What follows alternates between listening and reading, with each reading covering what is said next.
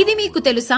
చిన్న స్కేల్ సైజులో ఉండే ఒక గుడికి 50 నుండి 60 లక్షల రూపాయలతో 4 సంవత్సరాలకు ఒకసారి ఉత్సవాలు చేస్తారని వాడపాలెం అనే గ్రామంలో ఒక సాధారణ వ్యక్తి తన సంపాదనతో మరియు గ్రామస్తుల చందాలతో ఒక ఆలయాన్ని ప్రతిష్ఠించారు. ఆ ఆలయమే మన సత్తెమ్మ తల్లి ఆలయం. ప్రతి 4 సంవత్సరాలకు ఒకసారి ఈ ఆలయంలో ఉత్సవాలు చేస్తారు. ఈనాటికి 26 సంవత్సరాలు పూర్తయింది. అయితే గొప్ప విషయం ఏమిటంటే మొదట్లో కేవలం 15,000తో ఈ మహోత్సవాలు జరిపేవారు. కానీ ఇప్పుడు 50 నుండి 60 లక్షలతో ఇక్కడ మహోత్సవాలు ఎంతో ఘనంగా జరుపుతున్నారంటే మీరే అర్థం చేసుకోండి. ఇక్కడున్న సత్తెమ్మ తల్లి అమ్మవారు ఎంత పవర్ఫుల్లో. ఈ ఆలయాన్ని దర్శించిన వారికి అనుకున్నవి నెరవేరుతాయని భక్తుల యొక్క నమ్మకం.